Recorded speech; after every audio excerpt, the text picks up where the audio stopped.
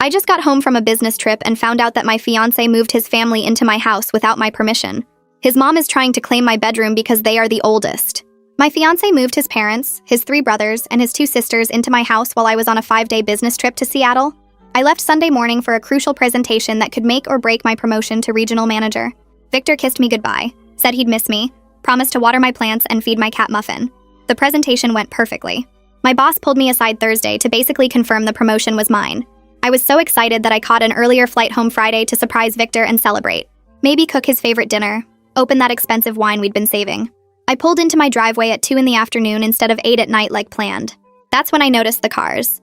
4 cars I didn't recognize crammed in my driveway and on my lawn. I figured Victor had friends over, though he'd never mentioned anything. Then I walked through my front door and found 7 strangers in my living room. Not strangers exactly. Victor's family, who I'd met exactly twice in our 3-year relationship because they lived across the country. His mother, Linda, was rearranging my bookshelf. His father, Carl, had his feet up on my coffee table watching soccer on my TV with the volume at maximum. His brothers were spread across my couch eating chips, crumbs everywhere. His sisters were in the corner painting their nails on my grandmother's antique side table. The chemical smell hit me immediately. Victor came out of the kitchen carrying a tray of sandwiches like he was hosting a party. His face went white when he saw me. "You're home early," he said stupidly. I looked around my invaded home. "Why is your entire family in my house, Victor?" Linda stood up smiling like nothing was wrong. "We're visiting. Victor said you wouldn't mind. Such a beautiful home you have. We've already made ourselves comfortable." I turned to Victor. "Visiting? Where are they staying?" That's when his youngest brother, Eddie, laughed from the couch. "We're staying here, obviously. Victor said you had plenty of room. 3 bedrooms just sitting empty while we were cramped in our tiny apartments. Victor, can I talk to you privately?" "Now." We went to the kitchen where I discovered they'd already reorganized my cabinets. My grandmother's china was stacked carelessly next to regular plates.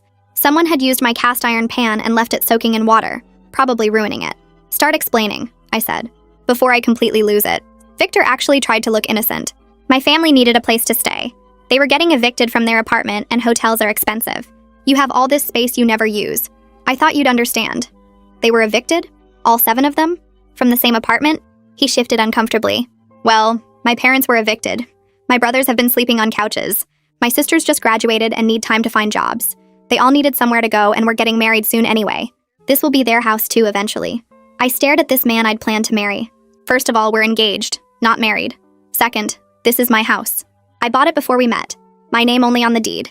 Third, you don't move 7 people into someone's home without asking. That's insane." Linda walked into the kitchen without knocking. "Oh good, you're discussing sleeping arrangements. I assume Carl and I will take the master bedroom since we're the eldest. You 2 can share the guest room." I actually laughed. Not a happy laugh, but the kind that comes out when reality breaks. "You think you're taking my bedroom? In my house? That I pay for?" Linda looked offended. "Respect your elders, young lady. We're going to be family." "No," I said loudly enough that everyone in the living room could hear. "This is how this works. You have 1 hour to get out of my house. All of you. Pack whatever you brought and leave. If you're not gone in 60 minutes, I'm calling the police for trespassing." Victor grabbed my arm. "You can't kick out my family. Where will they go?" "Not my problem," I said, shaking him off.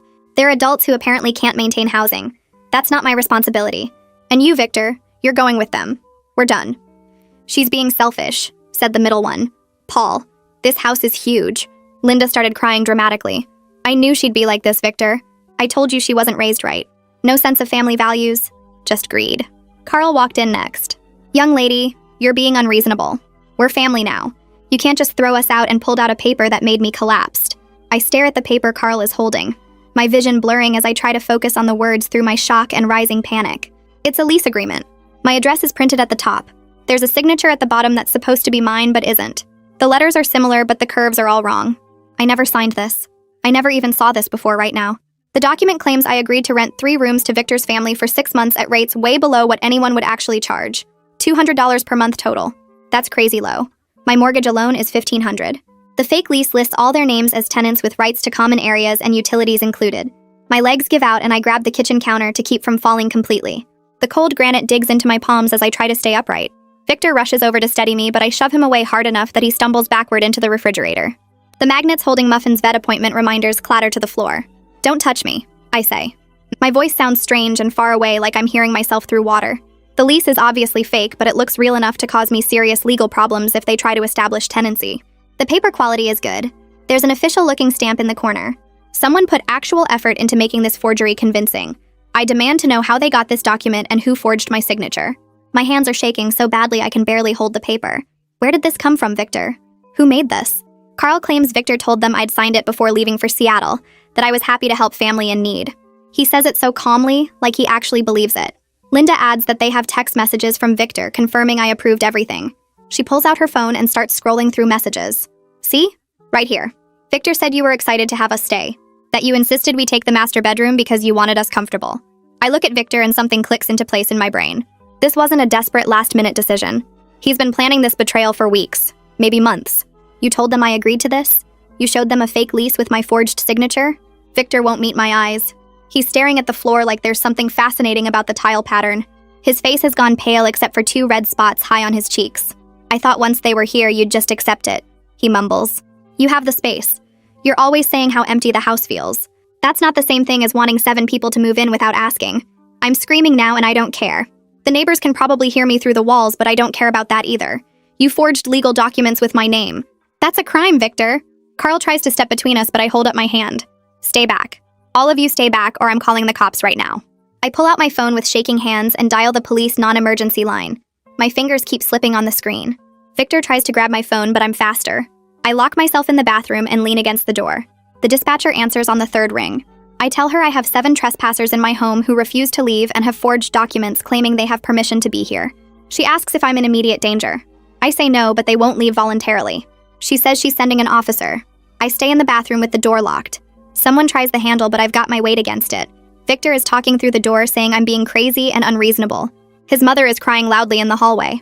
I can hear Carl telling everyone to calm down, that this is all a misunderstanding. 20 minutes feels like hours. I sit on the closed toilet lid and try to breathe normally. My chest feels tight like there's a band around my ribs. Finally, the doorbell rings. I unlock the bathroom and push past Victor. The police officer is young, maybe late 20s, with a serious expression. I show him the fake lease and then pull out my deed and driver's license from my office. He compares the signatures carefully. These don't match, he says. Not even close. He looks at Victor and his family. Who created this document? Nobody answers. The officer confirms the signature doesn't match my driver's license, and that Victor had no legal right to move anyone into my property. He asks to see everyone's identification. The family's faces shift from smug confidence to worried confusion as they realize the cop isn't on their side. Linda stops crying. Carl's jaw tightens. The officer explains that because they just arrived today and have forged documents, this is criminal trespassing rather than a civil eviction matter. He gives them 30 minutes to gather their belongings and leave, warning that anyone remaining will be arrested. Linda starts crying again, dramatically this time, with loud sobs. Carl argues about their rights as tenants. The officer cuts him off. You're not tenants. You have a fraudulent document. That makes you trespassers. 30 minutes starting now. Victor begs me to reconsider. His family will be homeless and it's my fault for not being more giving. I tell him coldly that he made them homeless by lying to them about having my permission. You told them I agreed, Victor. You forged my signature on a legal document. This is on you, not me. The officer takes notes about the forged lease and says I should press charges. He hands me a card with a case number. I definitely want to press charges, I say. The officer nods and starts timing the 30 minutes on his watch. While the family frantically packs, I call Arya. She answers on the 1st ring. I need you to come to my house right now. There's been a situation. She doesn't ask questions, just says she'll be there in 10 minutes. She arrives just as the police officer is supervising the family's departure. She takes one look at the chaos and immediately starts documenting everything with her phone camera. She films Victor's brothers carrying boxes to their cars, muttering insults under their breath. Eddie calls me a selfish witch. Paul says I'll regret this. Arya gets it all on video. Linda makes one final attempt to guilt me, saying I'm destroying a family and breaking her son's heart. I respond that Victor destroyed our relationship when he violated my home and forged my signature on legal documents. The officer escorts them out when the 30 minutes expires. Their cars pull away one by one, tires squealing on the pavement. After everyone leaves, I discover they've stolen food from my pantry. Half my groceries are gone. They used my expensive toiletries. My favorite shampoo is nearly empty. Linda took several of my grandmother's decorative items, including a crystal vase and silver picture frame. Arya helps me inventory what's missing while I try to process how big this betrayal really is. I feel sick and angry and violated in my own home. This was supposed to be my safe space, and Victor let strangers invade it. I grab my phone and search for emergency locksmiths in my area. The first 3 I call are booked up or charge crazy prices for same-day service. The 4th one, a guy named Rick, says he can be here in 40 minutes for double his normal rate. I don't even hesitate before saying yes. Arya makes us tea while we wait. Her presence the only thing keeping me from completely falling apart. The The locksmith shows up exactly when he promised. A middle-aged man with a toolbox and a kind face who doesn't ask questions about why I need all my locks changed on a Friday evening. He works efficiently, replacing the front door lock, back door lock, and the lock on the garage door that leads into the house. The sound of the drill is strangely comforting, like I'm physically sealing Victor and his family out of my life. Rick hands me 3 sets of new keys and I pay him in cash, thanking him probably too many times. After he leaves, Arya suggests we do a thorough check of the whole house to see what else they might have done or taken. We start in the kitchen where I already know about the reorganized cabinets and ruined cast iron pan. Opening the refrigerator, I find it stuffed with food I didn't buy. Cheap lunch meat, generic soda, a gallon of milk that expires in 2 days, eggs, butter, bread. Someone went grocery shopping and filled my fridge like they were moving in permanently. The freezer has frozen pizzas and ice cream, family-size portions. Arya photographs everything with her phone. We move to the guest bedroom where I find 2 suitcases under the bed, still packed with men's clothes. Victor's brothers clearly plan to stay a while. The closet has women's clothes hanging up, nice dresses and work outfits that must belong to his sisters. In the bathroom attached to that room, the counter is covered with makeup, hair products, and toiletries. Someone's entire beauty routine is spread across my counter. The other guest bedroom has more evidence. A laptop sitting on the desk, charging. Men's shoes lined up by the door. The bed is unmade with sheets I don't recognize. They brought their own bedding. Arya keeps photographing while I feel my anger building again. These people weren't visiting. They were moving in. We check my bedroom last, and I'm relieved to find it mostly untouched, except the bed is slightly messed up like someone sat on it. My closet looks normal. My bathroom seems fine. But when I check my office, my stomach drops. My file cabinet drawer is slightly open. I always keep it locked, but the lock has been forced. Inside, my personal documents are out of order. Bank statements, tax returns, insurance papers, the deed to my house. Someone went through everything. I immediately call my bank's fraud line and explain that someone may have accessed my account information without permission. The representative puts a fraud alert on my account and suggests I come in Monday to review all recent transactions. I do the same with my credit card companies and the 3 credit bureaus, putting fraud alerts on everything. It takes almost an hour of phone calls, but I feel slightly better knowing my accounts are protected. My phone starts buzzing around 9 that night. Victor. I don't answer. He calls again. And again. Then the texts start coming in rapid succession. I'm so sorry, baby, please talk to me. I made a mistake. I should have asked you first. But you would have said no. My family needed help and I knew you had the space.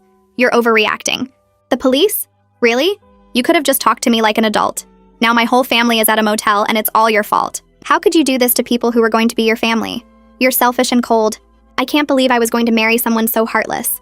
My family has nowhere to go and you don't even care. You ruined everything. This was their last chance at stability, and you destroyed it because you care more about your precious house than actual human beings. I show the messages to Arya and she shakes her head. He's trying to make you feel guilty for his own choices. He's the one who lied and forged documents and invaded your home. None of this is your fault. I know she's right, but the messages still hurt. I block Victor's number after the last text. Arya insists on staying the night, sleeping in the guest room after we strip the bed and put on fresh sheets. I'm grateful because I don't think I could handle being alone in the house tonight. Everything feels contaminated by strangers who invaded my space. I barely sleep, jumping at every sound. The next morning, I call my workplace and ask to speak with my manager. I explain that I have a personal emergency and need a few days off. My colleague Finn, who works in the same department, picks up when my manager transfers the call. Finn knows about my promotion because we've been working on a project together. He immediately offers to cover my urgent tasks and tells me not to worry about anything. Take whatever time you need. We've got everything handled here. His support makes me want to cry. At least my professional life is stable even while my personal life is exploding. Monday morning, I have an appointment with attorney Luca Tyson that Arya helped me set up over the weekend. His office is downtown in a nice building with a view of the city. Luca is younger than I expected, maybe early 30s, with sharp eyes and a confident handshake. I bring everything: the forged lease, the police report, photos of the stolen items and the evidence they plan to stay, screenshots of Victor's harassing texts before I blocked him, documentation of the forced file cabinet and rifled documents. Luca reviews everything carefully, making notes on a legal pad. He looks up after about 20 minutes. You have very strong grounds for a restraining order. The forged lease alone is serious. Add the harassment, the theft, the invasion of your home and privacy. We can also pursue criminal charges for forgery and fraud. The police report helps significantly. He explains the process for filing a restraining order and what to expect at the hearing. His calm professionalism helps me feel less powerless. For the first time since Friday, I feel like I'm taking back control instead of just reacting. Luca leans forward and his expression is serious. I need you to understand something important. If you had let them stay even one night, they could have claimed tenancy rights. With that fake lease, they would have argued they were legal tenants and you'd need to go through formal eviction proceedings. That process takes months in this state. By acting immediately and getting police involved, you protected yourself from a legal nightmare. You did exactly the right thing. I feel cold realizing how close I came to losing control of my own home. If I hadn't caught that earlier flight, if I'd arrived at 8 instead of 2, they would have been settled in, unpacked, claiming they had my permission and a lease to prove it. Victor planned this carefully. That afternoon, Luca and I go to the courthouse to file for a restraining order. I detail everything in the paperwork. Victor's unauthorized entry using his key, the forged lease with my signature, moving 7 people into my home without permission, the harassment via calls and texts, the theft of my grandmother's items, the forced lock on my file cabinet.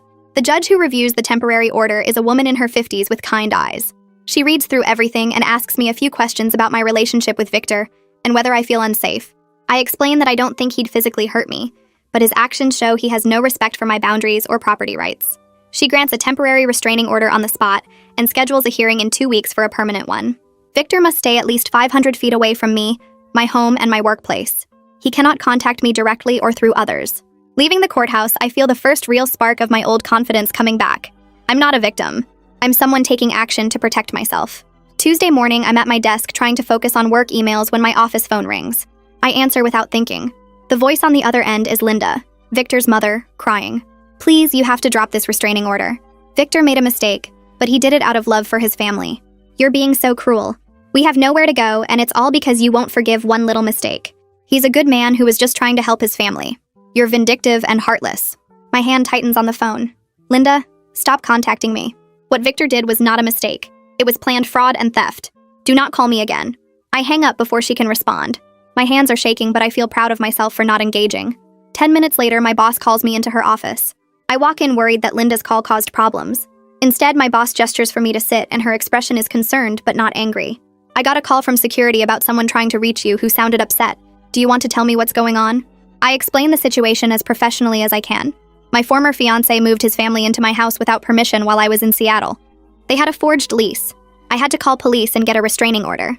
His mother just called here trying to get me to drop it. My boss listens without interrupting. When I finish, she nods. First, I'm having security screen all your calls. Anyone who isn't on an approved list won't get through. Second, your promotion is still happening.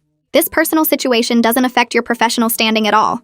You've handled this crisis and still met all your work obligations. That shows character. I almost cry from relief.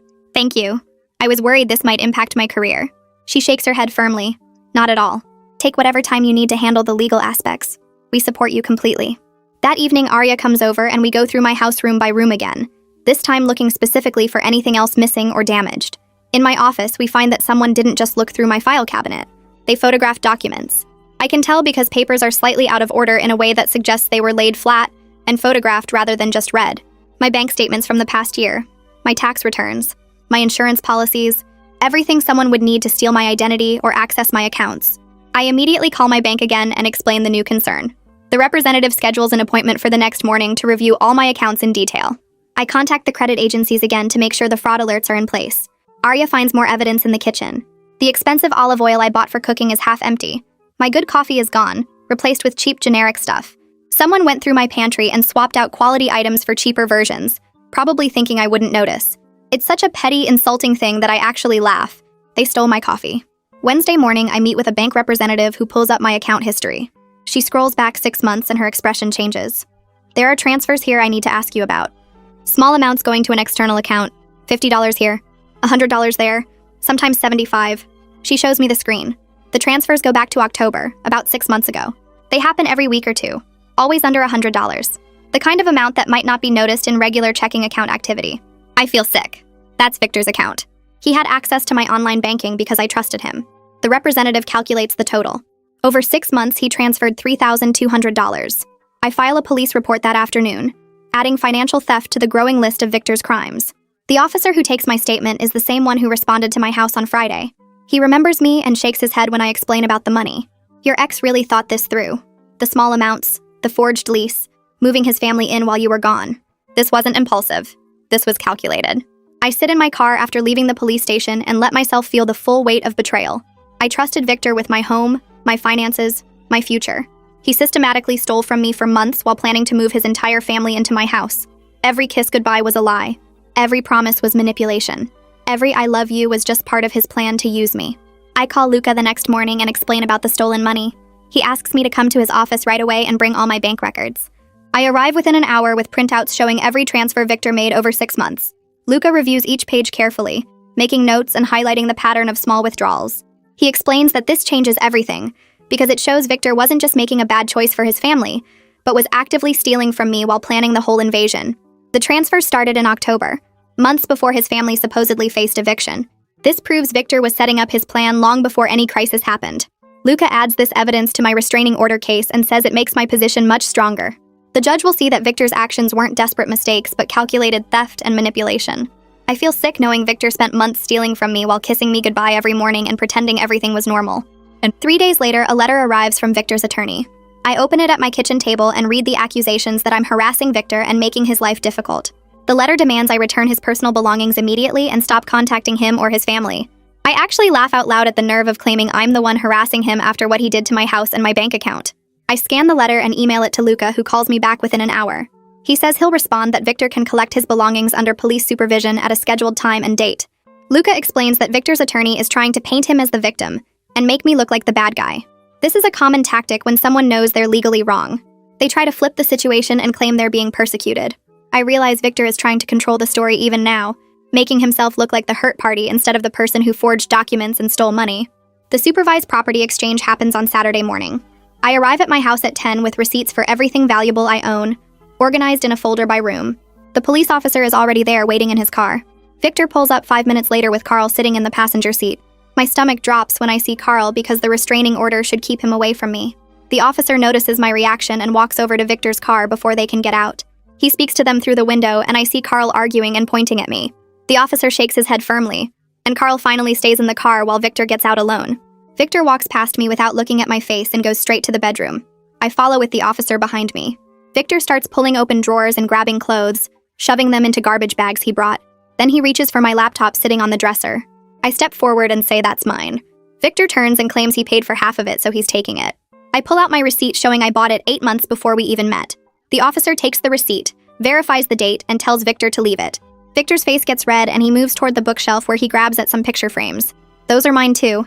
He claims he gave them to me as gifts, so they're his to take back. I have the credit card statement showing I bought them myself. The officer stops Victor again and I can see his frustration building. He abandons the bedroom and goes to the living room where he tries to claim the coffee table. I bought that table at an estate sale before Victor moved in, and I have the receipt. The officer is losing patience now and tells Victor to stick to his actual belongings only. Carl gets out of the car despite being told to stay inside. He walks up my driveway and stands too close to me on my front porch.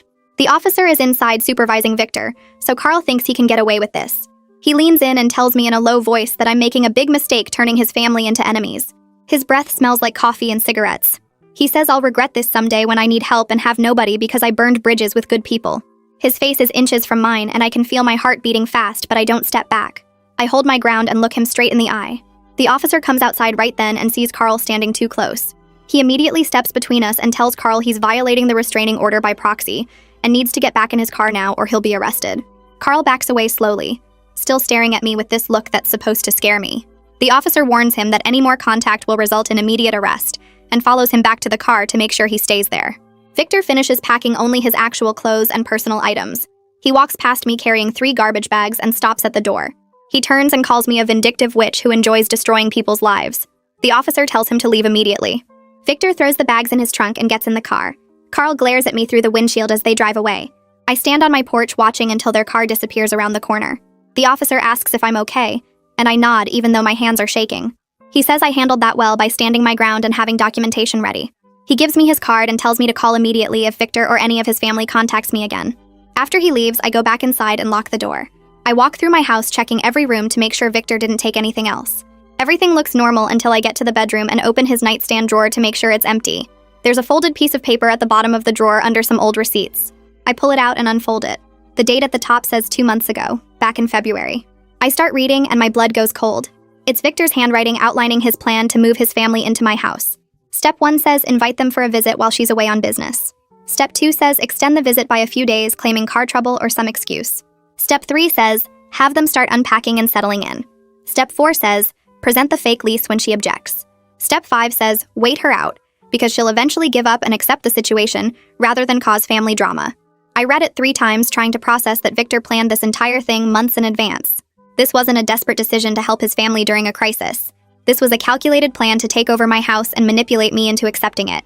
The note even mentions that I'm too nice and conflict avoidant to actually kick them out once they're settled. He was counting on me being too polite to stand firm. I feel physically sick reading how well he thought he knew me and how he planned to use my personality against me. I call Luca immediately and tell him about the note. He asks me to bring it to his office right now and not to fold it or handle it more than necessary. I drive over with the note sitting on my passenger seat like it's contaminated. Luca photographs it from multiple angles and makes copies. He explains that this note is crucial evidence because it proves Victor's actions weren't a mistake made in desperation, but a planned manipulation going back months. The judge will see that Victor deliberately deceived me and planned to violate my home and boundaries. This wasn't about helping his family. This was about taking what was mine through manipulation and fraud. Luca says the restraining order hearing is in 3 days, and this evidence will be crucial to getting the permanent order. He adds the photos to my case file along with everything else. I ask what happens if the judge doesn't believe me or thinks I'm overreacting. Luca shakes his head and says the evidence is too strong. The forged lease, the stolen money, the planning note, the harassment from his family. This isn't a relationship dispute. This is a pattern of deception and abuse that any reasonable judge will recognize. That evening, Finn shows up at my door holding bags of Chinese food. He says he figured I probably hadn't eaten and could use some company. We sit at my kitchen table and eat in comfortable silence for a while. Then Finn tells me he went through a bad breakup last year where his ex cheated on him with his best friend. He says he understands how betrayal shakes your foundation and makes you question your own judgment. The worst part isn't just losing the relationship, but losing your trust in yourself and your ability to read people. I thank him for sharing that and for being here. He says that's what friends do, and he's seen how I've handled this whole situation with strength and clarity. A lot of people would have backed down or let Victor manipulate them into feeling guilty. Finn stays for 2 hours just talking about work stuff and normal life things that help me feel less alone. After he leaves, I realize how grateful I am for colleagues who become real friends during hard times. The permanent restraining order hearing arrives on Thursday morning. I dress professionally and arrive at the courthouse 30 minutes early. Luca meets me outside and we review everything one more time. Victor shows up with his attorney and Linda right behind them. Linda is wearing all black like she's going to a funeral. They sit on the opposite side of the courtroom, and Linda keeps staring at me with this wounded expression. The judge calls the case and asks me to present my evidence. I hand over copies of everything, including the forged lease, the planning note, my bank statements showing the theft and documentation of the harassment. The judge reviews each document carefully while Victor's attorney argues that this is just a relationship dispute between two people who are hurt and angry. He claims I'm exaggerating normal relationship problems to punish Victor for choosing his family over me. Luca responds that forging legal documents and stealing money aren't relationship problems but criminal acts. The evidence shows a clear pattern of deception and financial abuse going back months. The judge looks up from the documents and asks Victor directly if he forged my signature on the lease agreement. Victor's attorney leans over and whispers to him. Then the attorney says his client declines to answer on the advice of counsel. The judge makes a note on her pad and says she's noting the refusal to answer for the record. Then she asks Victor if he moved 7 people into my home without my permission while I was out of town. Again, the attorney advises Victor not to answer. The judge makes another note. Linda suddenly stands up and starts talking about how I'm a selfish person who refused to help family in need. The judge tells her sharply to sit down and be quiet, or she'll be removed from the courtroom. Linda sits but keeps shaking her head and dabbing at her eyes with a tissue. The judge reviews all the evidence again, and then looks at Victor. She says his refusal to answer direct questions speaks volumes when combined with the documented evidence of forgery, theft, and planned deception. The judge grants the permanent restraining order for 1 year. She states clearly that Victor's actions show a pattern of deception and financial abuse, not a simple relationship conflict. She recommends I pursue criminal charges for the forgery and theft, because the evidence is strong enough to support prosecution. Victor has to stay at least 500 feet away from me, my home, and my workplace. Any violation will result in immediate arrest. She warns Linda that as Victor's family member, she needs to respect the order as well, and any attempts to contact me on his behalf will be treated as violations. I feel this wave of relief and validation wash over me. The judge heard me and believed me and recognized that what Victor did was wrong. For 3 years, Victor made me feel like my concerns didn't matter and my boundaries were negotiable. This judge just told me clearly that I was right to protect myself and my property. Luca squeezes my shoulder as we stand to leave. Victor and Linda stay seated, looking stunned. Walking out of that courtroom, I feel stronger than I have in months. Outside the courthouse steps, the afternoon sun hits my face, and I'm pulling my phone from my purse to text Arya when I hear Linda's voice calling my name. I turn and see her rushing toward me despite everything the judge just said. Luca steps between us immediately with one hand raised. You need to stop right there. The restraining order is active as of 10 minutes ago. If you come within 500 feet of her, you'll be arrested. Linda freezes, but her face twists with anger and she starts shouting from where she stands. You destroyed my son's life. He was trying to help his family and you turned it into this nightmare. We have nowhere to go and it's all your fault. You're a selfish, heartless woman and karma will come for you. I watch her fall apart on the courthouse steps and feel absolutely nothing except relief that she's not my problem anymore. Luca guides me toward the parking lot while Linda keeps yelling behind us. Her problems are not my responsibility and never were. Victor made choices that hurt everyone, including his own family. And that's on him, not me. I get in my car and drive away without looking back. 3 days later, my phone rings from a number I don't recognize. I almost don't answer, but something makes me pick up. A woman introduces herself as a prosecutor from the district attorney's office and asks if I have time to discuss my case against Victor. My stomach drops because I hadn't decided yet about criminal charges. She explains they reviewed the police reports and evidence I provided for the restraining order. The forged lease and documented financial theft present a strong case for prosecution. She says they want to move forward with criminal charges because Victor's pattern of behavior suggests he could do this to someone else if there aren't real consequences. I ask what charges they're considering, and she lists forgery, theft, and fraud. Each one makes my hands shake a little more. She explains the process will take months, and I'll need to cooperate fully with their investigation. I agree immediately because she's right about the pattern. Victor planned this for months, stole from me systematically, and forged legal documents. If he did it to me, he'll do it to his next girlfriend. The prosecutor sounds satisfied and says someone will contact me soon to schedule a formal interview. After we hang up, I sit in my car outside work for 10 minutes trying to process that this is really happening. Victor is going to face criminal charges because of what he did to me. That weekend, I finally call the therapist number Arya gave me weeks ago. I've been putting it off because I thought I could handle everything myself, but the nightmares about finding strangers in my house haven't stopped. The therapist has an opening Monday afternoon, and I take it. Her office is small and comfortable with soft lighting and plants everywhere. She asks me to tell her what brought me in, and I start with coming home from Seattle. It all spills out in this jumbled mess of facts and feelings. She listens without interrupting and takes notes occasionally. When I finish, she sets down her pen and explains that what I experienced fits clear patterns of financial abuse and coercive control. Victor didn't just make a bad decision. He systematically manipulated me over months. She asks about our relationship history, and I realize as I'm talking that there were warning signs I ignored. He slowly gained access to my bank account by asking to transfer money when he forgot his wallet. He discouraged me from asking too many questions about his family by saying I was being judgmental. He made me feel guilty for having boundaries about my own home. My therapist points out each pattern, and I feel stupid for not seeing it before. She's quick to say that's exactly how these patterns work. They're designed to make you doubt yourself. I leave that first session feeling raw but also validated. What happened to me has a name, and other people have survived it too. 2 weeks later, my boss calls me into her office, and I panic for a second thinking something went wrong with my promotion. Instead, she smiles and tells me the regional manager position is officially mine starting next month with a significant pay raise. I actually laugh from relief and maybe a little bit of hysteria. The timing feels almost symbolic, like my professional life is rising, just as I'm clearing out all the toxic garbage from my personal life. She congratulates me and says I've earned this through my performance and dedication. That evening, Arya and Finn take me to a nice Italian restaurant downtown to celebrate. Finn orders a bottle of wine and makes a toast about new beginnings and leaving toxic people in the past. Arya adds that she's proud of me for handling everything with such strength. I feel genuinely happy for the first time in months. My career is taking off. I have friends who actually care about me, and Victor is facing real consequences for what he did. Things are finally moving in the right direction. A few days later, I'm scrolling through social media before bed when I see a message request from someone named Eddie. It takes me a second to place the name, then I realize it's Victor's youngest brother. My first instinct is to delete it, but curiosity wins.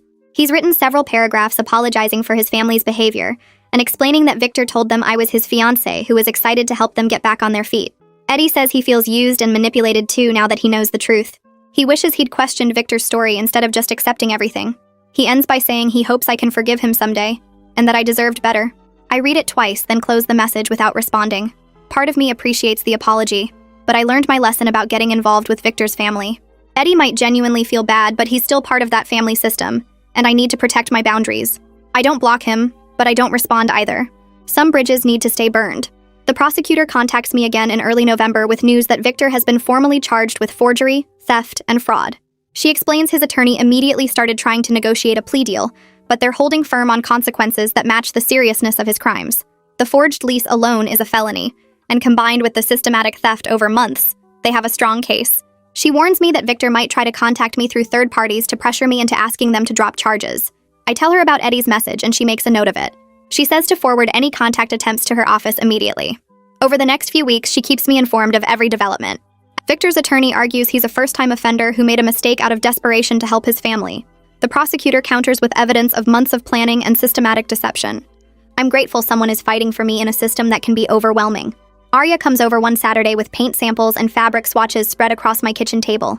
She announces we're redecorating to help me reclaim my space from all the bad memories. We start with my bedroom since that's where Linda wanted to take over. Arya helps me pick out new bedding in colors I actually like instead of the neutral tones Victor preferred. We go shopping and I replace the kitchen items that feel contaminated by his family's presence. The cast iron pan that someone left soaking gets tossed, and I buy a new one that's even better quality. Each change makes the house feel more like mine again, instead of a crime scene. We paint the guest room a cheerful yellow, and I buy new towels for the bathroom. Arya turns it into a fun project instead of a sad necessity. By the end of the weekend, my house looks different enough that I can walk through without seeing Victor's family everywhere. It's my space again, and I'm taking it back piece by piece. 2 weeks later, Eddie shows up at my door with a box. I almost don't open it, but he calls through the door that he has my grandmother's items that Linda took. I crack the door with the chain still on, and he holds up one of the decorative plates I'd noticed missing. He looks embarrassed and tired. He explains his mother took them thinking they belonged to Victor and he could give them to her. He says he wants no part of his family's dysfunction anymore, and he's moving across the country to start over. I take the chain off and accept the box, checking quickly that everything is there. I thank him for returning them, but keep the conversation short. He apologizes again, and I can tell he means it. But I also recognize he's still part of that family system, even if he's trying to break away. After he leaves, I put my grandmother's things back where they belong and feel another piece of my life clicking back into place. 3 months after Victor's family invaded my home, the prosecutor calls with news that Victor agreed to plead guilty to reduced charges. Instead of going to trial, he's accepting probation, mandatory restitution of all the money he stole plus damages and required counseling. He'll avoid jail time, but he'll have a criminal record now. She asks how I feel about the plea deal, and I'm honest that part of me wanted him to face harsher consequences. But another part of me is just relieved it's over without having to testify in a trial. She explains the restitution terms mean he'll be paying me back monthly for the next 2 years as part of his probation. If he misses payments or violates any terms, he could still face jail time. I feel satisfied knowing there were real consequences even if they're not as severe as I'd hoped. Victor can't pretend this didn't happen, or that he didn't do anything wrong. It's official now in the legal system. The first restitution payment arrives in my bank account 6 weeks later. It's about a third of what Victor stole plus damages for my ruined property and legal fees. Luca calls to confirm I received it and explains the payments will continue monthly as part of Victor's probation terms. If he misses even one payment, his probation officer will be notified, and he'll face additional penalties. The money itself matters less to me than what it represents. It's official acknowledgement that what Victor did was wrong and illegal. For 3 years, he made me feel like my boundaries and concerns didn't matter. Now the legal system is telling me clearly that I was right to protect myself and my property. I transfer the money into my savings account and feel another weight lift off my shoulders. Justice isn't always perfect, but sometimes it's enough. My therapist's office has become a safe space where I can talk through everything without judgment. She sits across from me during our weekly session and asks how I'm feeling about Victor's guilty plea and the restitution payments. I tell her honestly that part of me still feels stupid for not seeing the signs earlier. She stops me there and points out something I hadn't considered. I acted decisively the moment I discovered what was happening. I protected myself, called the police, got a lawyer, and followed through on every legal step. That's not poor judgment. That's strength. She explains that Victor spent months planning his deception, and I had no reason to suspect my partner was capable of that level of betrayal. I'm learning to be proud of how I handled the crisis instead of ashamed that it happened at all. The session helps me see that trusting someone isn't weakness when they've earned that trust through consistent behavior. Victor broke that trust through deliberate lies and manipulation. That's on him, not me. Finn catches me in the break room at work the next week and suggests I might be ready to try dating again. He has a friend who recently moved to the area and thinks we might hit it off. I'm hesitant, but Finn promises it's just coffee, no pressure, and his friend knows I'm coming out of a bad situation. I agree mostly because I trust Finn's judgment and figure I should at least try. The date happens on Saturday afternoon at a casual coffee shop downtown. His friend is nice enough and we talk about work and hobbies for about an hour. Nothing feels wrong, but nothing feels particularly right either. I realize halfway through that I'm comparing everything to Victor, looking for red flags and manipulation tactics that aren't there. When we say goodbye, I'm polite but don't agree to a second date. Walking to my car, I understand that I'm healing but not healed yet. I need more time before I can open my heart to someone new without bringing all my fear and suspicion with me. Work announces they're sending me to Denver for a 3-day conference about regional management strategies. My first reaction is anxiety about leaving my house empty again. The last time I took a business trip, Victor invaded my home with his entire family. I know rationally that can't happen now with the restraining order and criminal charges, but the fear is still there. I spend the week before the trip getting a security system installed with cameras at every entrance and motion sensors throughout the house. The technician shows me how to monitor everything from my phone no matter where I am. I ask Arya if she can check on the house daily while I'm gone, and she immediately agrees. The trip itself goes well, and I participate actively in the workshops and networking events. Every night I check my security cameras and see nothing but my cat Muffin walking through empty rooms. Coming home Friday evening to my secure, peaceful house feels like a victory. I proved to myself that I can leave without disaster striking. My home is mine, and it stays mine even when I'm not physically present. I stop at my usual coffee shop the following Tuesday morning before work. While I'm waiting for my order, I notice Victor's sister Mika sitting at a corner table. She sees me at the same moment and her face goes red. I consider leaving, but she stands up and walks over before I can decide. She apologizes awkwardly for the nail polish incident on my grandmother's table and everything else that happened. She explains that she's cut ties with her family after realizing how toxic their behavior was. Living with them for those few days at my house showed her dynamics she'd been ignoring her whole life. The entitlement, the manipulation, the complete lack of respect for boundaries. She says she's in therapy now and working on becoming a better person. I appreciate her growth and tell her so, but I also keep the conversation brief. I'm protecting my peace, and that means not getting drawn back into anything connected to Victor's family, even the members who are trying to change. I take my coffee and leave with a polite goodbye. She seems to understand. 6 months have passed since Victor's family invaded my home. I decide it's time to reclaim my house as a space for people I choose and trust. I invite Finn, Arya, Luca, and a few other friends over for dinner on Saturday night. This is the first time I've had guests since finding 7 strangers in my living room. I spend all day cooking and setting the table with my grandmother's china that Linda tried to steal. When everyone arrives, I feel nervous but also powerful. These are people who supported me through the worst time of my life. They helped me fight back and reclaim my space. Dinner is loud and full of laughter. Arya makes a toast about how far I've come and everyone raises their glasses. Finn jokes that I should charge admission since my house is basically famous now. Luca mentions that cases like mine help other people recognize abuse patterns in their own relationships. By the end of the night, I'm exhausted but happy. My home feels like mine again, filled with people I love instead of people who tried to take it from me. 2 weeks later, I receive an email from Victor's probation officer. Victor violated his probation by contacting me through a fake social media account. He created a profile under a different name and sent me a message trying to explain his side of everything. The probation officer takes it seriously because the restraining order specifically prohibits any contact, direct or indirect. She tells me Victor will face additional penalties, including possible jail time if he violates again. I'm grateful the legal system is holding him accountable and protecting my boundaries. Victor clearly hasn't learned that my no means no and that I'm not interested in his explanations or excuses. The probation officer asks if I feel unsafe, and I tell her honestly that I don't think Victor would physically hurt me, but he definitely doesn't respect legal boundaries. She makes a note in his file and says they'll be watching him more closely now. My next therapy session focuses on trusting my instincts. My therapist asks if I had any uncomfortable feelings about Victor's family dynamics before the invasion. I think back and realize I did. The 2 times I met his family, they made comments about my house and my success that felt off. His mother asked invasive questions about my finances. His father made jokes about how I should share my good fortune with family. I dismissed those feelings as being judgmental or uncharitable. I told myself I was being too sensitive. My therapist points out that those instincts were trying to warn me something was wrong. I ignored them because I wanted to believe Victor's family was normal and that I was overthinking things. She helps me understand that moving forward, I need to listen when something feels wrong, even if I can't immediately explain why. My gut was right about Victor's family, and I won't ignore those warnings again. The 1-year anniversary of my promotion arrives, and my boss takes me to lunch at an expensive restaurant downtown to celebrate. She tells me I've exceeded every expectation as regional manager. My performance metrics are the highest in the company, and my team consistently hits their targets. Then she mentions something that surprises me. The executive team was impressed by how I handled my personal crisis while maintaining professional excellence. She says it demonstrated the kind of resilience and compartmentalization skills they look for in upper management. My ability to protect my personal life while never letting it affect my work quality showed real leadership. I thank her and realize my career is thriving in ways I couldn't have imagined a year ago. Victor tried to destroy my peace and stability, but instead I came out stronger professionally and personally. 3 months later, I attend a work conference in Chicago about emerging markets and regional strategy. During a networking lunch, I end up sitting next to a man named Fletcher Brooks, who works for a partner company. We start talking about the morning sessions, and the conversation flows easily. He's funny and self-deprecating in a genuine way that feels refreshing. We exchange business cards, and he emails me that evening asking if I'd like to get dinner while we're both still in Chicago. I agree, and we spend 3 hours at an Italian restaurant talking about everything from work, to hobbies, to family. Fletcher is patient when I mention I recently got out of a serious relationship. He shares that he went through a difficult divorce 2 years ago, so he understands taking things slow. He's transparent about his life in ways that feel different from Victor's constant evasions and half-truths. When I get home from the conference, Fletcher texts asking if he can take me to dinner again.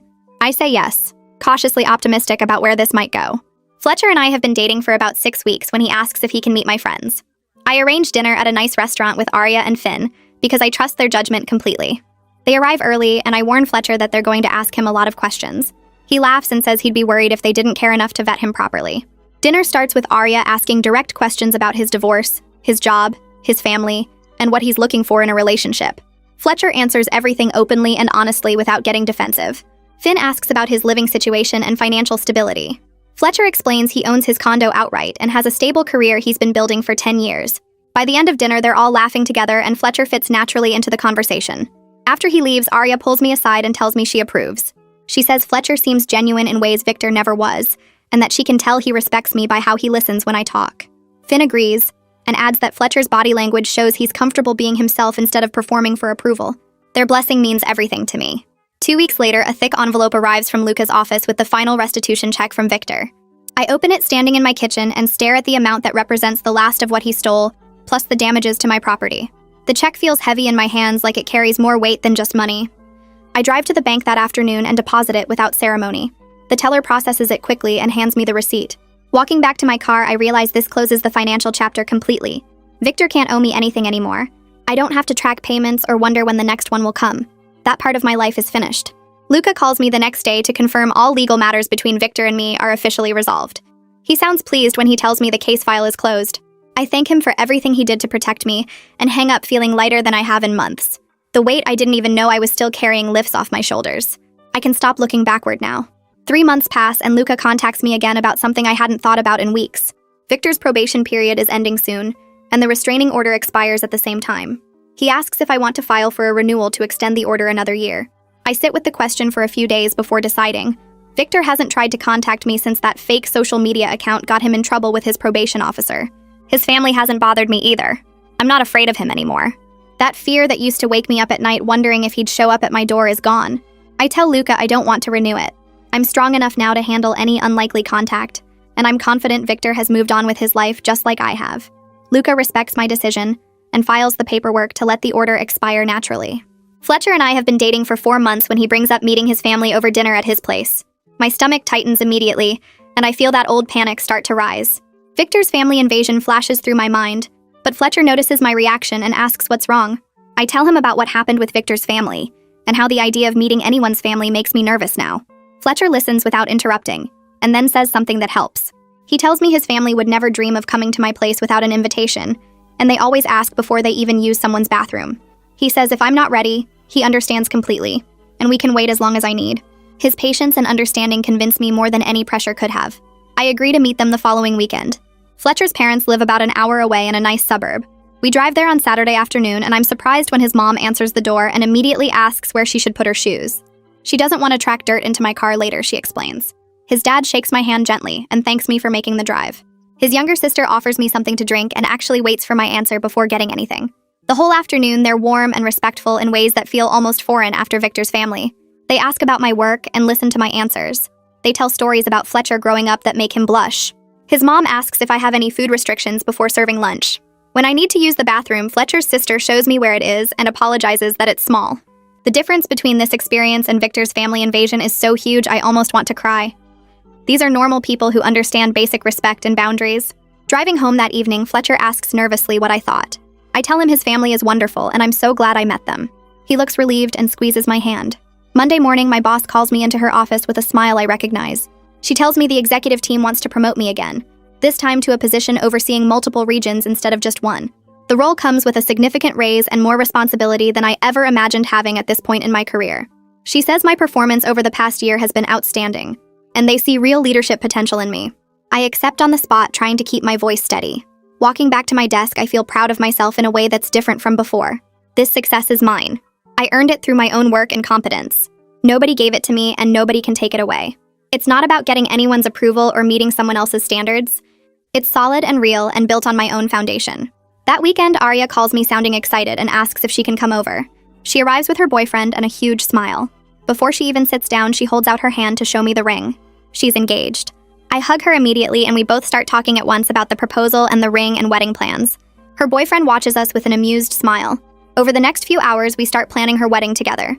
She asks me to be her maid of honor and I say yes without hesitation. Watching her talk about her relationship, I can see how healthy it is.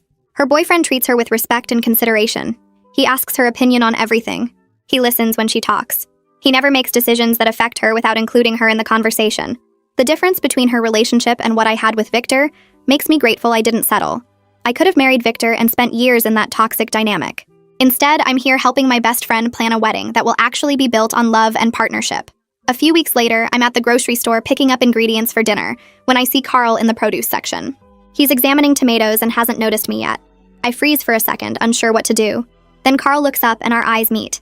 His face goes pale and he quickly looks away.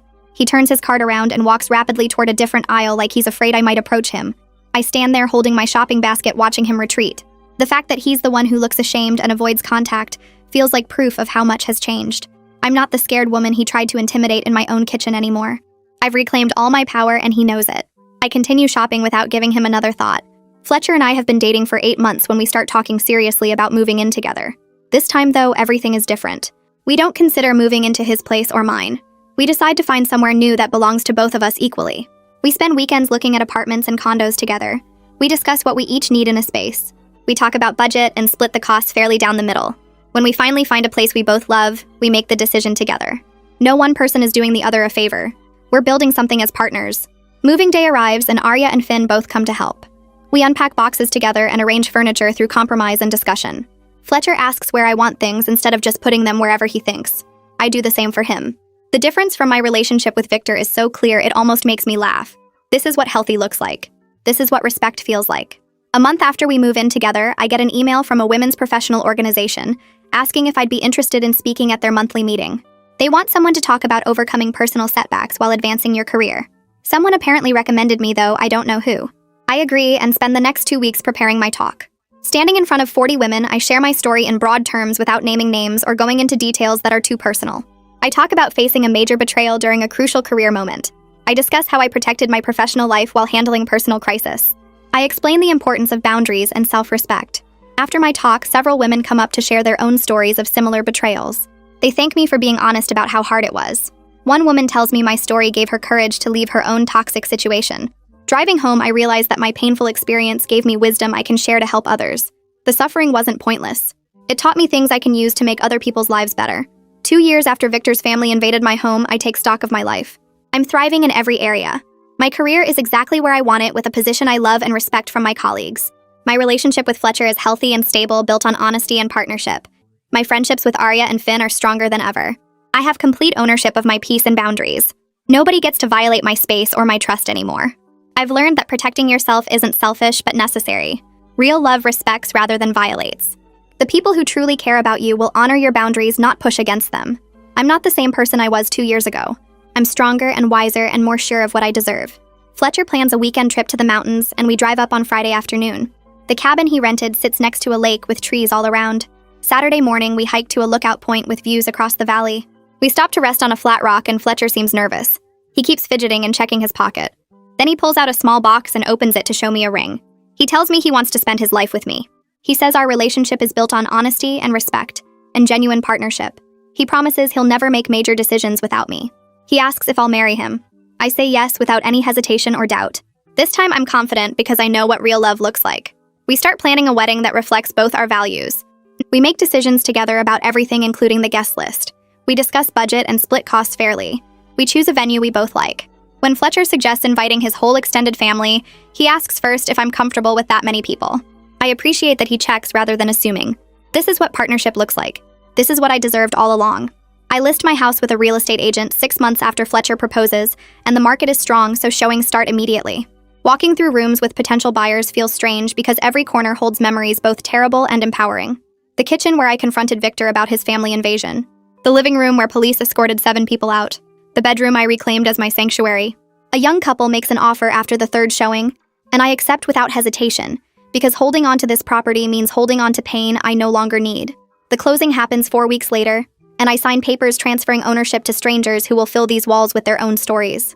Fletcher and I use my profit plus his savings as down payment on a larger house in a neighborhood we both love.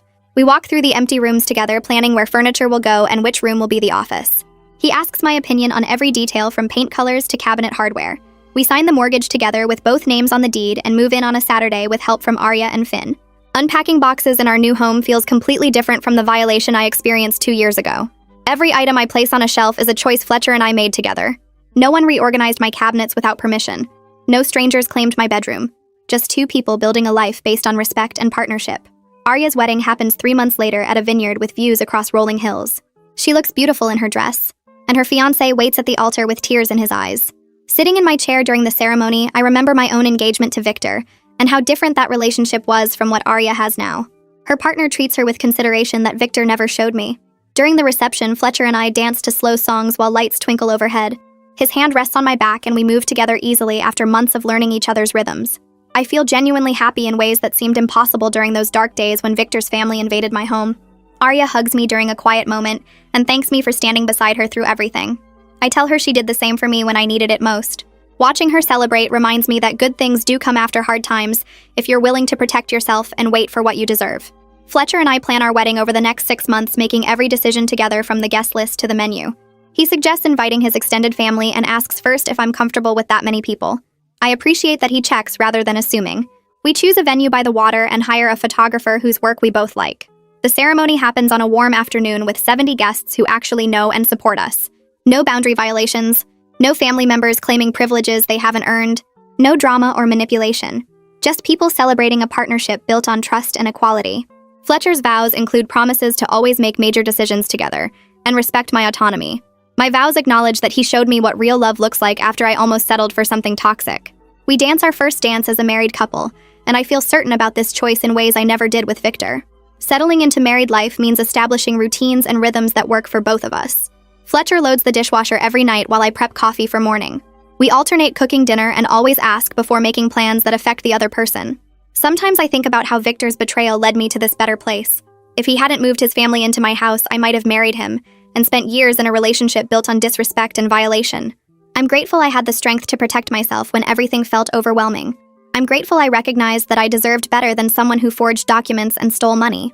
My life now with Fletcher in our home that we chose together is proof that choosing yourself is never the wrong decision. Every morning, I wake up next to someone who respects my boundaries, and every evening I come home to a space that feels safe. That's what I fought for 2 years ago when I called the police and kicked out 7 people. That's what I protected when I pressed charges and got a restraining order. This peaceful life where no one violates my trust or invades my space. This partnership where decisions get made together and consent actually matters.